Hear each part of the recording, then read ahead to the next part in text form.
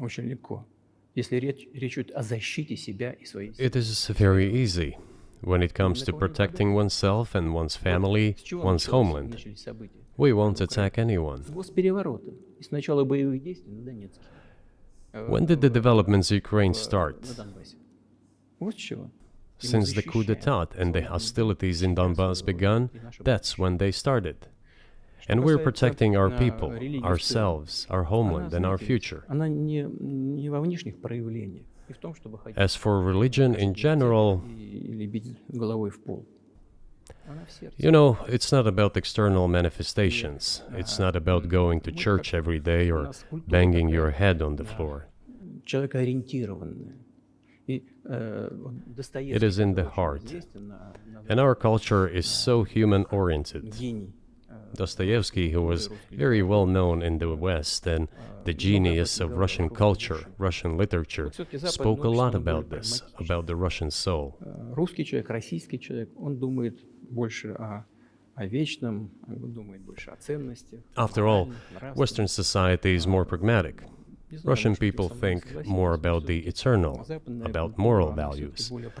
I don't know, maybe you won't agree with me, but Western culture is more pragmatic after all. Возможность вот сегодняшнему этому золотому миллиарду. I'm not saying this is bad. It makes it possible for today's golden billion to achieve good success in production, even in science and so on. Что мы вроде как выглядим одинаково, но сознание. There's nothing wrong with that. I'm just saying that we kind of look the same, but our Well, minds so are do you built a see little the different. supernatural at work as you look out across what's happening in the world now? Do you see God at work? Do you ever think to yourself, these are forces that are not human?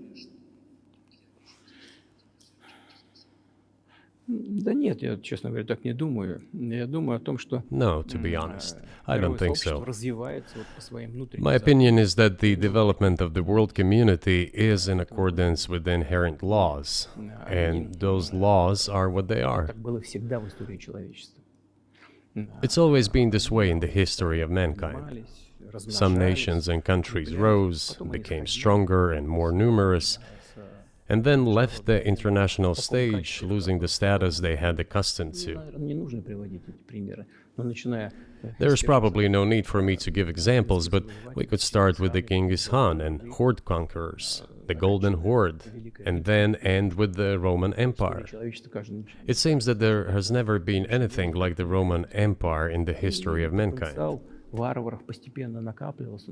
Nevertheless, the potential of the barbarians gradually grew, as did their population. In general, the barbarians were getting stronger and begun to develop economically, as we would say today. Экономически они стали укрепляться. This eventually led to the collapse of the Roman Empire and the regime imposed by the Romans. 500 лет. Этот процесс. However, it took 5 centuries for the Roman Empire to fall apart. В сегодняшней ситуации The разница difference with what is happening now процессы изменений is that all the processes of change are happening at a much faster pace than in Roman times. So when does the AI empire start, do you think? у меня все в более You're сложные asking вопросы. increasingly more complicated questions. To answer them, you need to be an expert in big Для того, numbers, чтобы big ответить, data, надо быть, and конечно, AI. специалистом в Mankind is сфере currently чисел. facing many threats. В сфере вот Due to этой the genetic researches, it is now possible to create a superhuman, a specialized human being, a genetically engineered athlete, scientist, military man. There are reports that Elon Musk has already had a chip implanted in the human brain in the USA. Илон Маск внедрил уже чип в мозг какого-то человека. What do you think of that? Ну, Маска, я думаю, что Маска Well, I think there's no stopping Elon Musk. He will do as he sees fit. Nevertheless, you need to find some common ground with him, search for ways to persuade him. I think he's a smart person, I truly believe he is.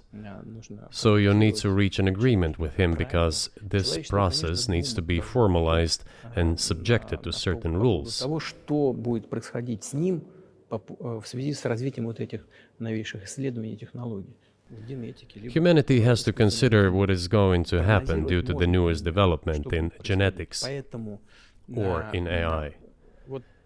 One can make an approximate prediction of what will happen. Угрозу своему существованию от ядерного оружия, все начали обладатели ядерного Once оружия mankind felt an existential threat coming from nuclear weapons, all nuclear nations began to come to terms with one another since they realized the negligent use of nuclear weaponry could drive humanity to extinction. Искусственного интеллекта, либо генетики, либо еще каких-то современных направлений, остановить которые невозможно. It is impossible to stop research in genetics or AI today, just as it was impossible to stop the use of gunpowder back in the day.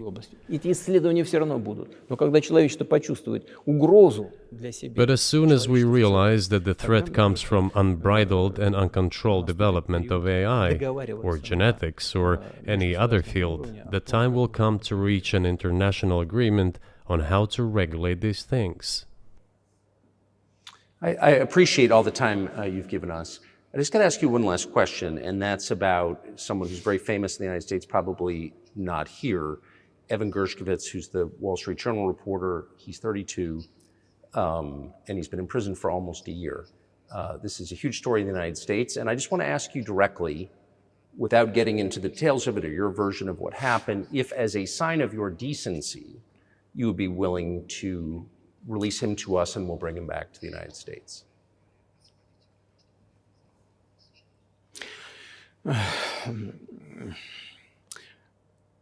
Мы столько сделали жестов доброй воли, что, мне кажется, мы исчерпали все лимиты. We have done so many gestures of goodwill out of decency that I think we have run out of them. Ни разу не ответил. We have never seen anyone reciprocate to us in a similar manner. However, in theory, we can say that we do not rule out that we can do that if our partners take reciprocal steps. When I talk about the partners, I first of all refer to special services. Special services are in contact with one another. They are talking about the matter in question. There is no taboo to settle this issue. We are willing to solve it. But there are certain terms being discussed via special services channels. I believe an agreement can be reached. So typically, I mean, this stuff has happened for obviously centuries. One country catches another spy within its borders, it trades it for one of its own intel guys in another country. I think what makes, and it's not my business, but what makes this different is the guy's obviously not a spy, he's a kid. And maybe he was breaking your law in some way, but he's not a super spy, and everybody knows that. And he's being held hostage in exchange, which is true. With respect, it's true, and everyone knows it's true. So maybe he's in a different category. Maybe it's not fair to ask for, somebody else in exchange for letting him out. Maybe it degrades Russia to do that.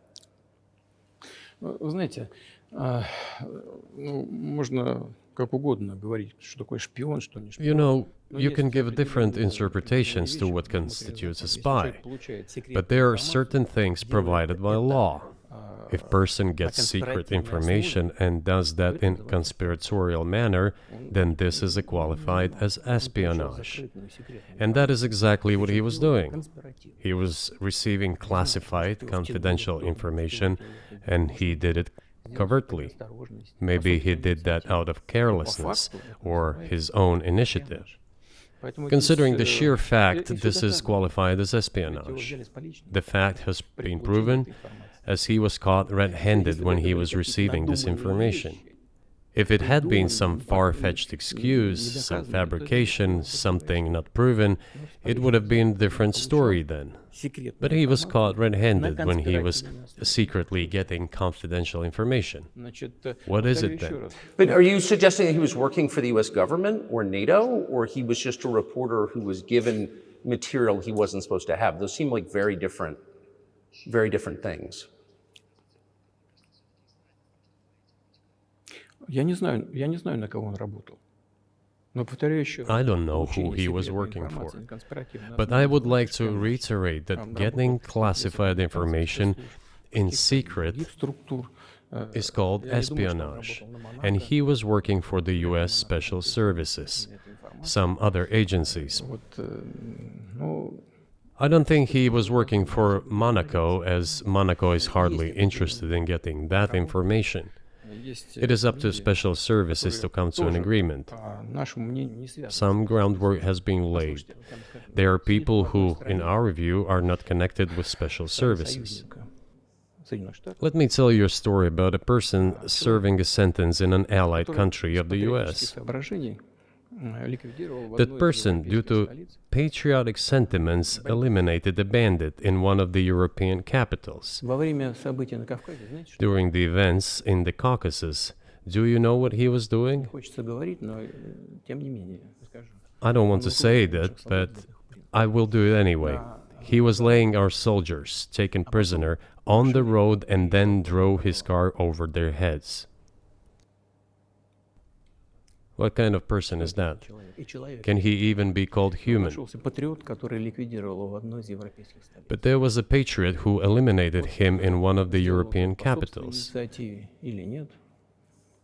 Whether he did it of his own volition or not, that is a different question. Yeah, but Evan Gershkovich didn't do that. I mean, that's a completely different. I mean, this is a 32-year-old newspaper reporter. He committed something different. He's not just a journalist. I reiterate, he's a journalist who was secretly getting confidential information. Yes, it is different, but still, I'm talking about other people who are essentially controlled by the US authorities, wherever they are serving a sentence. There is an ongoing dialogue between the special services. This has to be resolved in a calm, responsible, and professional manner. They are keeping in touch, so let them do their work. I do not rule out that the person you refer to, Mr. Gershkovich, may return to his motherland. By the end of the day, it does not make any sense to keep him in prison in Russia. We want the US Special Services to think about how they can contribute to achieving the goals our special services are pursuing. We are ready to talk. Moreover, the talks are underway. And there have been many successful examples of these talks crowned with success. Probably this is going to be crowned with success as well. But we have to come to an agreement. I hope you let him out. Mr. President, thank you. I also want him to return to his homeland at last. I'm absolutely sincere. But let me say once again, the dialogue continues. The more public we render things of this nature, the more difficult it becomes to resolve them. Everything has to be done in calm manner. I wonder if that's true with the war, though, also. I mean, I guess I want to ask one more question, which is, and maybe you don't want to say so for strategic reasons, but are you worried that what's happening in Ukraine could lead to something much larger and much more horrible? And how motivated are you just to call the US government and say, let's come to terms?